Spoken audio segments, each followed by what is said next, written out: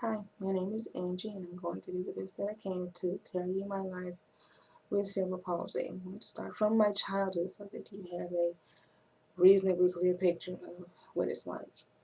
Having cerebral palsy is hard. It's some days it's unbearable, but as you get older, you learn how to manage. But as a child, it's hard to figure out where to start, how to make friends, and who you can trust with your problems because no child with any disability is going to always be happy. They're not. So parents will have to brace themselves for a child that at a young age that will endure and go through a depression or have to deal with alienation and verbal abuse or verbal assault. Being a child with disability at this day and age is hard. It's gotten easier since I was a kid, but it's still hard from a child's perspective because being a child means that you want to run and play with the other kids, and sometimes you can't because you're not physically able to. I had to learn that, and I had to learn my limitations and what I could and could not do. And it was hard realizing that I had limitations that I couldn't do. I couldn't. I had to learn how to ride a bike differently because holding the handlebars to hold your torso up was hard. I had trouble gripping the handlebars to balance myself, and I had to learn that riding a bike is hard for me. But I learned how, and I ended up with a lot of sore palms because I had to hold the outside of the handle, not the inside, not the top part of how you usually grip it. It's hard to describe it. I had to hold the side of it, and that's how I rode my bikes.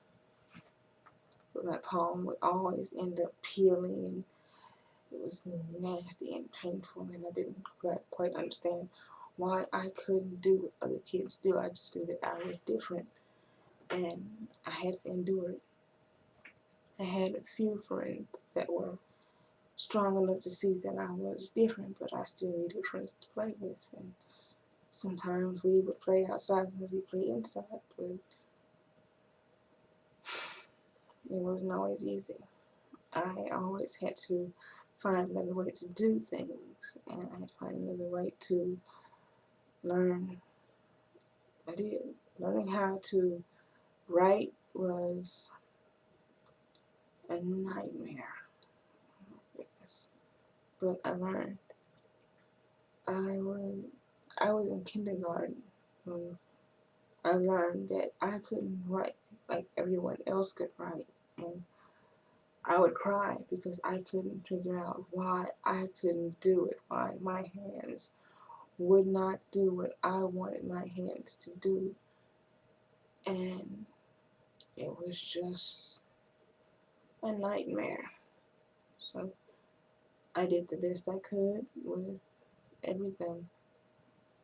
My sister, who would hear me crying because I couldn't get my homework to look like I wanted it to look, we would have to trace letters to learn how to write the letters, and I would get mad because I couldn't always hold the pencil like I wanted to hold it, and I would get mad, and sometimes the pencil would snap in my hands because of a muscle spasm, and it was painful because sometimes the wood would get caught under my nails or they would just pinch my skin, and it hurts.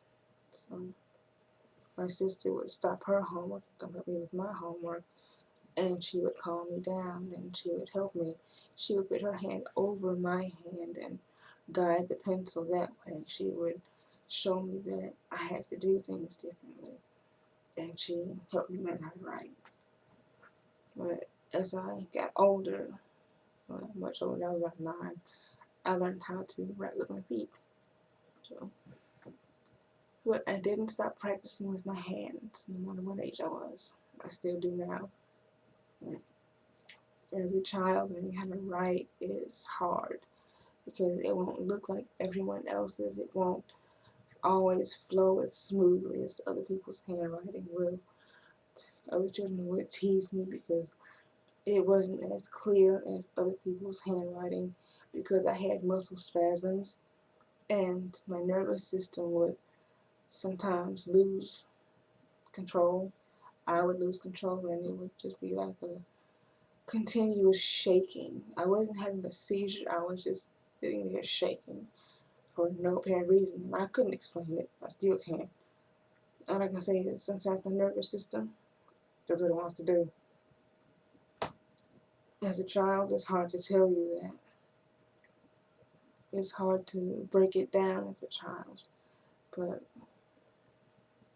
learning how to do anything as a disabled child will always be twice as hard, 3 times as hard, depending on your support system. Sometimes the child will need to stop and take a break and go do something that they can do to rebuild their confidence, to boost their confidence back up again, to give them the courage to try again.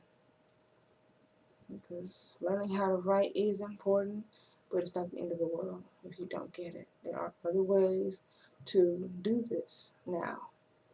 But when I was a child, there weren't. So they came up with different ideas. They came up with this dove thing, and I would hold the dove, and it would allow me to hold the dove, and the dove would hold the pencil so that I could write. It wasn't always neat and pretty, but I was writing, and that was the important part. Me learning how to write, and no, I don't still have it, but I wish I did. And I would show it to you so you could see what it looks like. It would flow over the paper, and I would be able to write my letters. So being disabled in the 80s was hard because there were so many unknowns and so many I don't knows, and we'll just have to try. And being a guinea pig at that age is scary because no one knows what the results will be. It's trial and error. It still is, actually. Being a child means that quite often you don't get a say. You have to do what you're told because no one wants to take into account how a child will process this. If your child is scared, sometimes you need to listen because they're scared for a reason. And there are so many ifs and buts. So if I listened to my child then, this wouldn't have happened. And you can't base it on that. You have to stop and listen to your child when they're telling you something.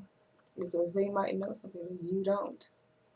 They might feel something that you don't. Because you're trying to fix them and they're trying to survive you trying to fix them. You can't fix your kid. I'm sorry. I hate to say it to you, but you cannot fix it. Not by yourself. We need help. We need funding for research and development to figure out what causes it, what's the problem, what's the stem of it. And experimenting on children is not the way to go. I mean, they're still young, but at the same time, it's dangerous and it's scary. So my mother didn't let me go through that, and I'm grateful. But as a child, having someone tell you that this is for your own good, it's not always the way to go because it's terrifying. They already have to deal with being made fun of and ridiculed and mocking on a daily basis with other children and some adults. But then you want to try and fix them by torture devices? No, just no. Help your child by being there, being understanding, working with them, showing them other ways to do things instead of using one thing, use another. Show them how to hold things. It's not always easy. It's not always fun.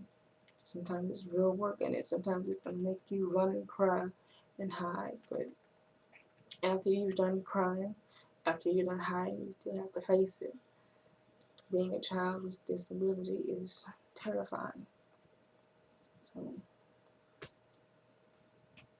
I'm going to stop it there, and we'll pick this up again when I have another 2 minutes to spare.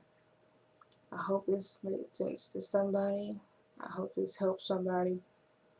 I hope this is seen by somebody. I hope this spreads like wildfire, because I won't stop. I want you to understand what it's like to be a person with cerebral palsy. Starting from my childhood up until now. So it's going to be a lot. If you have any questions, leave them in the box below, and I will go from there. I'll answer what I can, and we'll work it out. Have a good day. Bye.